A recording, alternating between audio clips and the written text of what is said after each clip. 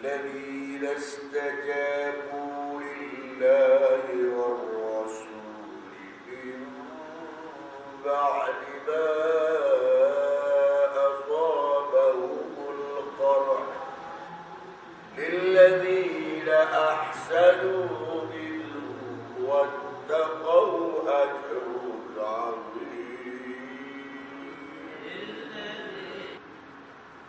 الذين قال لهم الناس إن الناس قد جمعوا لكم فاخشوهم فزادهم إيمانا وقالوا حسبنا الله ونعم الوكيل.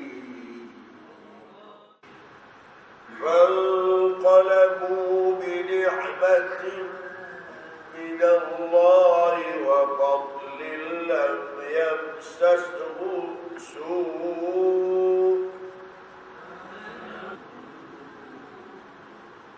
يمسسهم سوء واتبعوا رضوان الله والله ذو فضل عظيم. إنما ذلكم الشيطان يخوف أولياءه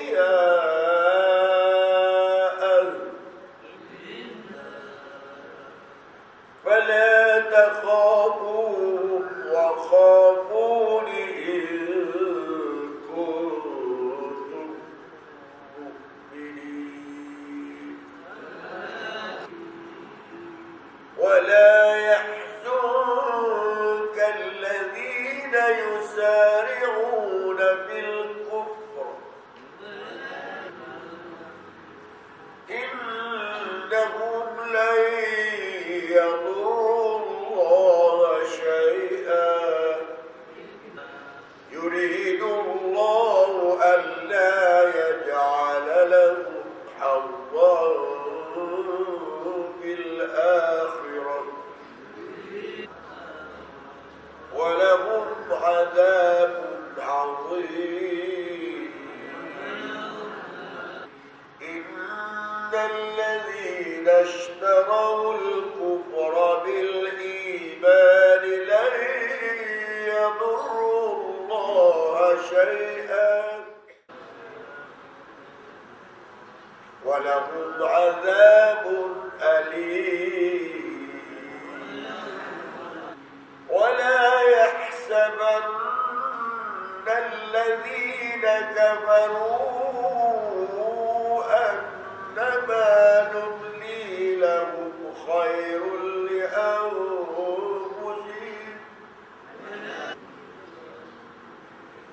إنما نملي لهم ليزدادوا إثما ولهم عذاب مهين.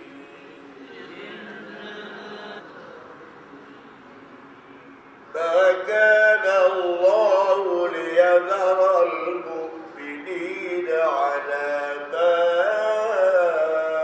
أنتم عليه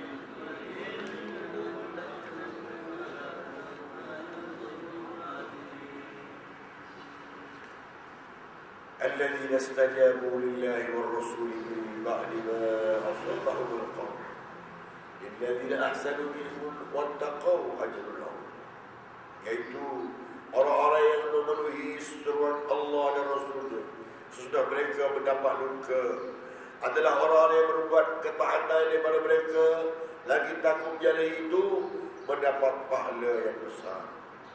Uraian kebanyakan mufassirin, jadi ahli-ahli tafsir mengatakan adalah Abu Sufyan dan pasukannya pada kala telah beredar dari Uhud dan telah sampai ke Rauhah, sebuah tempat yang tidak berapa jauh dari Madinah.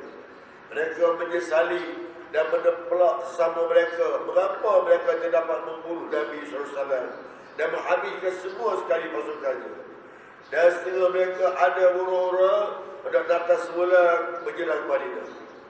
Hal ini telah sampai ke pengetahuan Nabi SAW. Maka baginda berazam hendak keluar dari Madinah untuk menyerang dan mendatangkan kekerunan kepada mereka. Maka disuruhlah sahabat-sahabatnya menyiapkan satu pasukan. Padahal mereka masih lagi mengalami luka-luka yang diperoleh dalam peperangan Uhud tempoh hari. Dan baginda hanya membenarkan orang-orang yang akan begitu, orang-orang yang telah perang Uhud dahulu. Yang selain dari mereka tiada dibenarkan. Maka suruh pun mereka datang melihat sakit dan luka-luka oleh kerana seruan itu datang dari Allah dan Rasul-Nya. Mereka penuhi juga seruan itu dengan rela dan dengan hati yang tulus ikhlas. Hanya orang-orang yang uzur dan berhalangan sahaja yang tidak ikut. Itu pun sudah mendapat keinginan baginda Nabi. Rasulullah SAW dengan pasukannya telah keluar dari Madinah, iaitu bila sampai ke tempat yang bernama Hamra'ul Asad, Allah telah menurunkan perasaan keruh yang bersangatan ke dalam hati pasukan Abu Sufyan. Itu lalu beredarlah mereka ke Mekah balik semula. Dalam ayat ini Allah menyatakan bahawa orang-orang yang berbuat kebaikan dengan mengerjakan ketaatan serta takut pada Allah tiada berjalinya, mereka akan mendapat pahala yang amat besar, iaitu syurga. Alladzina qala lahum an-nas inna an-nasa qad jama'u lakum fakhshawhum fazadahum imanan wa qalu hasbunallahu wa ni'mal wakeel. Telah berkata orang-orang kepada mereka itu, sungguhnya orang-orang kami itu telah berkumpul untuk menerangi kamu, maka takutlah kamu kepada mereka. Maka semakin bertambahlah iman mereka dan mereka katakan, syukurlah Allah memelihara kami dan dialah sebaik-baik pemimpin. Jadi ayat ini mempunyai hubungan dengan ayat yang sebelumnya. Kerana maksud alladhi sini iaitu mereka yang telah memenuhi seruan Allah dan Rasul-Nya. Dan Annas di sini iaitu orang-orang yang berkata kepada mereka itu, dan orang ini setengah mufassirin mengatakan ialah Nu'man bin Mas'ud Al-Ashja'i beserta orang-orang yang menyetujuinya untuk menyiarkan berita-berita yang berbunyi begini: sesungguhnya Abu Sufyan dan penyokong-penyokongnya telah mengumpulkan pasukan mereka untuk memerangi kamu. Takutlah kamu kepada mereka dan janganlah kamu keluar melawan kerana kamu tidak akan berdaya melawan mereka. Adalah Ibn Abbas, Mujahid dan Ikrimah radhiyallahu anhu telah meriwayatkan bahawa ayat ini, di ayat 173 ini diturunkan dalam peristiwa padan kecil, jadi Ghazwatul Badr Sughra, iaitu Abu Sufyan ketika meninggalkan Uhud telah berkata, ya Muhammad, kalau kau mahu mulai musim, kita akan bertemu lagi di Badar. Jawab Nabi SAW, itu antara kami dan kau, insyaAllah. Bila datang tahun musim hadapan, keluarlah Abu Sufyan dengan pasukannya daripada orang Mekah. Mereka telah berhenti di Marrah Zahran. Tiba-tiba Allah telah menurunkan perasaan takut di dalam hatinya, dan dia merasa hendak balik semula ke Mekah. Pada waktu itu bertemulah ia dengan Nu'aim bin Mas'ud Al-Ashja'i yang sedang mengerjakan umrah. Abu Sufyan berkata kepadanya, aku telah berjanji dengan Muhammad dan kawan-kawannya hendak bertemu tahun ini di Badar. Tetapi sekarang musim kemarau yang sesuai bagi kami. Kecuali kami boleh bertemu dengannya pada musim kami dapat berternak, ada pokok-pokok dan dapat minum susu. Sekarang ini aku berniat nak balik, tapi aku tidak suka kalau Muhammad boleh keluar saat aku mula tidak keluar. Yang menambahkan dia nanti bertambah berani. Pergilah engkau kembali dah. Ragu-ragukan orang-orang di sana. Ku beri kau upah 10 ekor unta yang aku taruhkan di tangan Suhaib bin Umar. Nu'aim telah bersetuju lalu pergilah ke Madinah. Dan dapatinya orang Islam sedang bersiap-siap hendak keluar memenuhi janji Abu Sufyan dahulu. Nu'aim pun menyebarkan dia ayahnya kepada mereka. Dia kata, pendapat kamu tidak betul. Saya mendatangi kamu di tempat dan di negeri kamu ini untuk memberitahukan kalau kamu pergi juga untuk keluar menemui Abu Sufyan, tidak dapat dan tidak pasti bertaburan. Mereka telah berkumpul untuk memerangi kamu musim ini. Demi Allah, tidak seorang pun dari kamu yang akan selamat melepaskan diri. Kata-kata di ayah Nu'aim tersebut termakan juga oleh mereka. Maka Rasulullah SAW berkata, demi Tuhan, yang diriku dalam kekuasaannya, aku akan keluar juga walaupun seorang diri. Lalu bagi dia pun keluarlah bersama-sama dengan 7 orang penunggang sambil berkata, hasbunallah wa ni'mal wakil. Cukuplah Allah memelihara kami dan dialah sebaik-baik pemimpin. Sehingga sampai dapat Rasulullah SAW itu di Badar As-Sughra, tempat yang dijanjikan hendak bertemu. Mereka telah tinggal di sana selama 8 hari menunggu Abu Sufyan, tetapi tidak seorang pun datang. Sebab Abu Sufyan telah pulang lebih dahulu menuju ke Mekah bersama-sama pasukannya yang sejumlah 1,000 orang. Orang-orang Mekah telah menamakan pasukan itu pasukan sawit, kerana orang-orang mengatakan kepada mereka, kamu keluar cuma hendak minum sawit, jadi roti kering ditumbuk, disiram dengan kuah sup. Dan selama pasukan Rasulullah di mana itu, mereka telah berpeluang menemui musim pasaran. Dan kerana mereka ada membawa dagangan dan diperdagangkannya di sana lauk-lauk dan buah-buah kismis sehingga beruntung. Dan harga dirham menjadi 2 dirham. Lalu pulalah mereka ke Madinah dengan selamat tanpa mendapat apa-apa bahaya dan membawa pula keuntungan. Kesimpulan dari ayat ini iaitu kata-kata yang disiarkan oleh musuh dengan tujuan untuk melemahkan pendirian orang Islam sesungguhnya telah menambahkan lagi keimanan mereka. Apalagi jika mereka meyakini benar-benar bahawa Allah cukup menjadi memelihara dan memimpin kepada orang-orang mukmin, dan dialah sebaik-baik pemimpin. Dari Abu Hurairah radhiyallahu anhu katanya, Rasulullah SAW dalam sabda, "Idza waqa'tum bil amri al-'azim, faqulu hasbunallahu wa ni'mal wakil." Jika kamu berada dalam kesulitan besar, bacalah hasbunallahu wa ni'mal wakil. Dari Shaddad bin Aus katanya, berkata Rasulullah SAW, hasbiyallahu wa ni'mal wakil, amalu kulli khair. Artinya, bacaan hasbiyallahu wa ni'mal wakil mententeramkan tiap-tiap orang yang takut.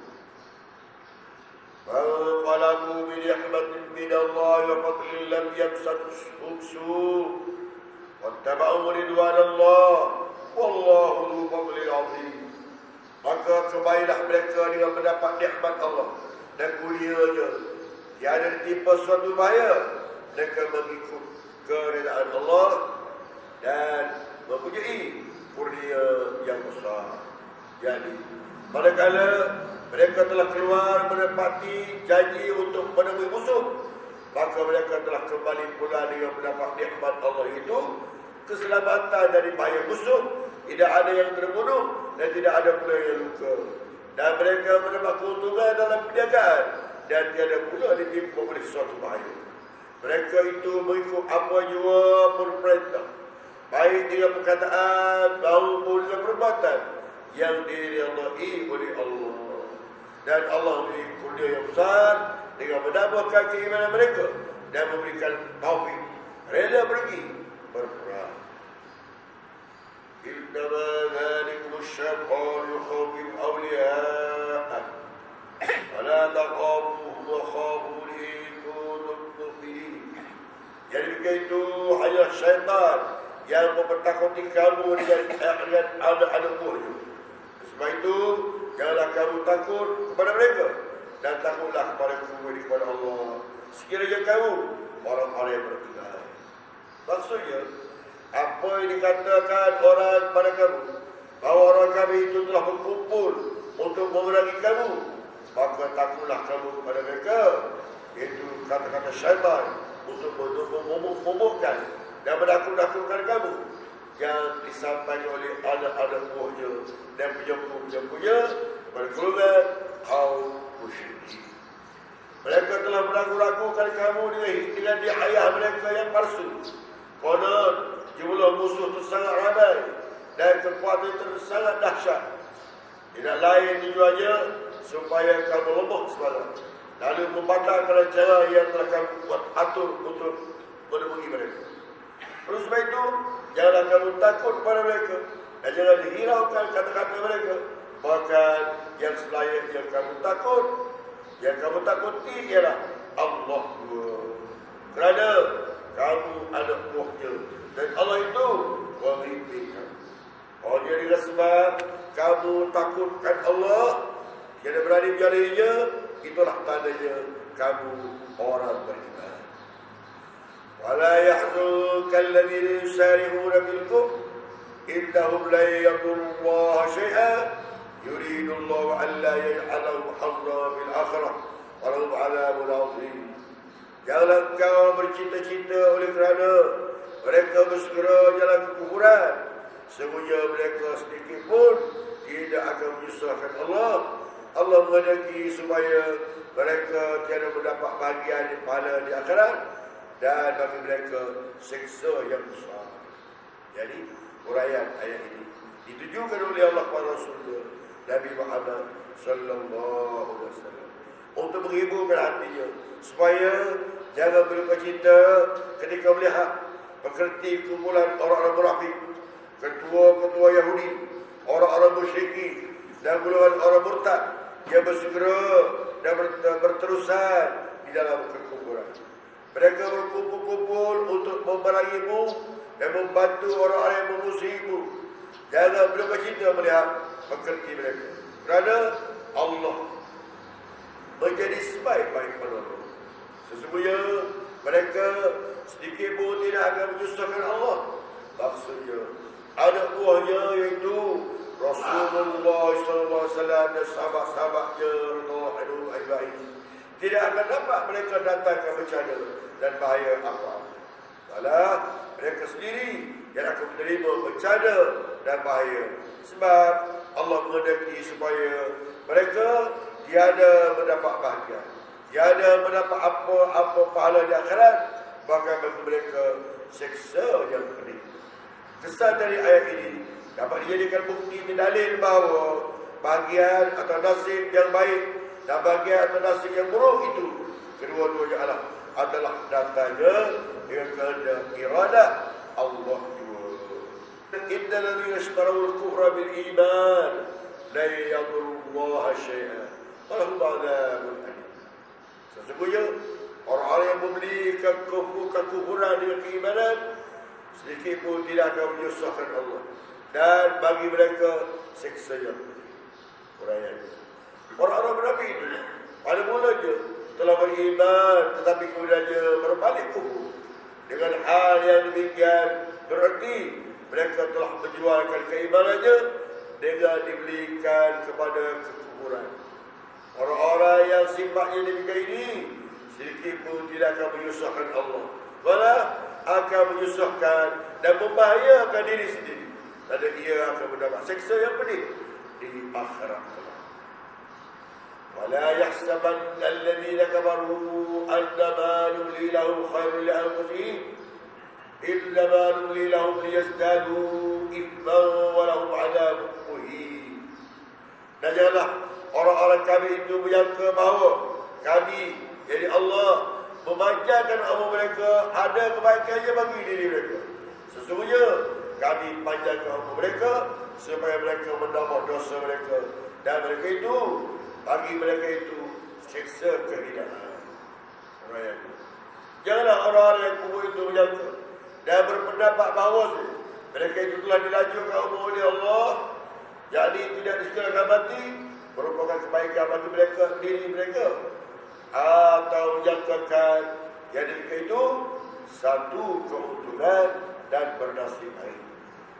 Sangkaan dan pendapat yang demikian itu adalah salah sama sekali.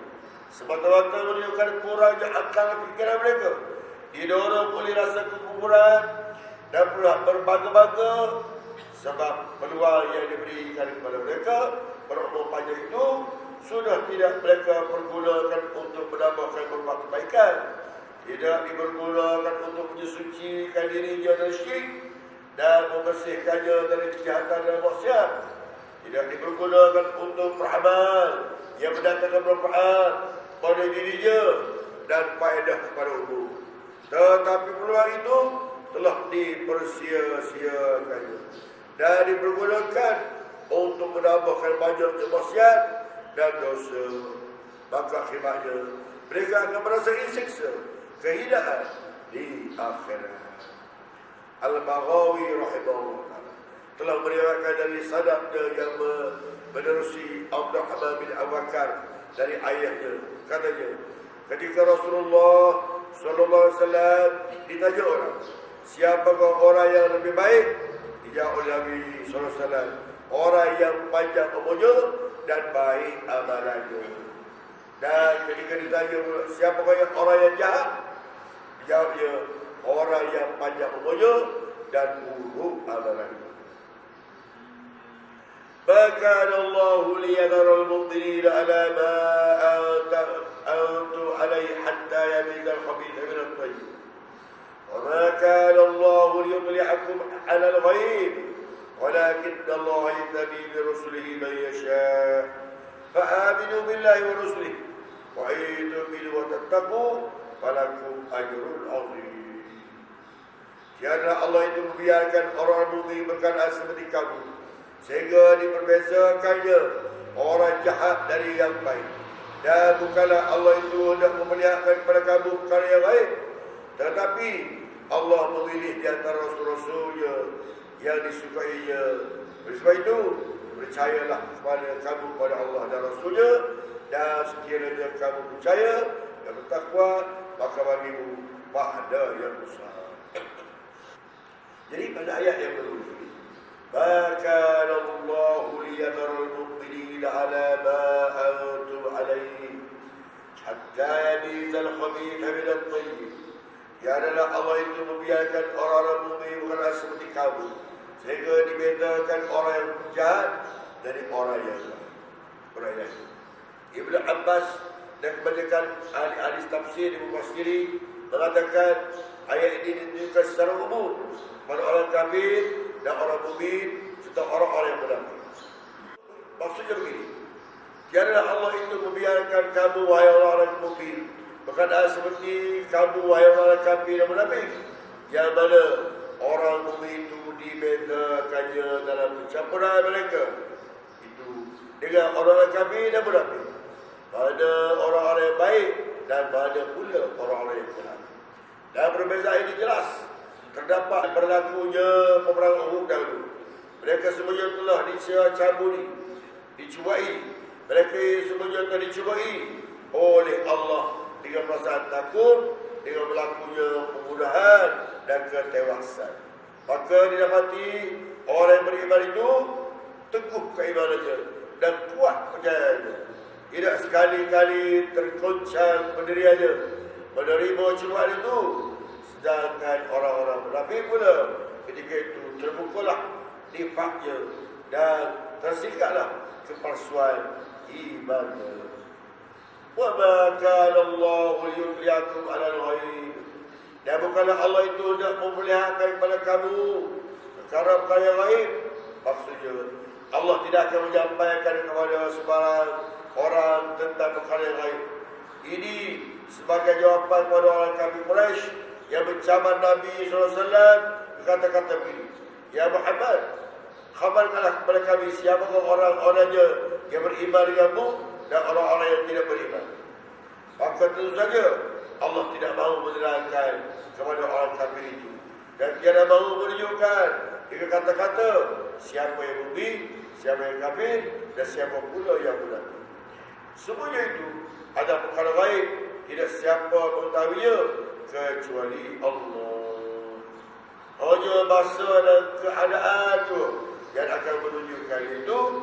Sudah turunnya cubaan-cubaan, ujian-ujian dan bencana-bencana. Siapa-siapa yang tahan menerima cubaan-cubaan itu, terjatuhlah kuat imannya. Dan siapa pula yang tidak tahan, terjatuhlah kekufurannya. Walakin Allah yaktabi bi rusulihi man yasha'. Tetapi Allah memilih di antara rasul-rasulnya orang yang disukainya. Maksudnya, sehingga diberitahukannya perkara-perkara yang gaib itu kepada siapa-siapa yang dikehendakinya itu. Kata Tuhan, fa'amanu billahi wa rasulih. Sebab itu, percayalah kamu kepada Allah dan Rasul-Rasulnya. Di sini, Allah menyuruh beriman kepada setiap para Rasul. Walaupun dimaksudkan umpamanya hanya seorang saja. Maka pengertiannya, bagi orang yang mukmin wajib beriman pada semua Rasul-Rasul. Allah mengakhiri ayat ini dengan wa in tu'minu wa tattaqu falakum ajrun 'azim. Dan sekiranya kamu percaya dan bertakwa, maka bagimu pahala yang besar. Maksudnya beriman dengan pengajaran-pengajaran dan perkara baik yang dibawa dan diberitahu oleh para Rasul itu, serta bertakwa yang ditakut pada Allah dengan meninggalkan larangannya, dan saya mendapat pahala dan balasan yang besar itu.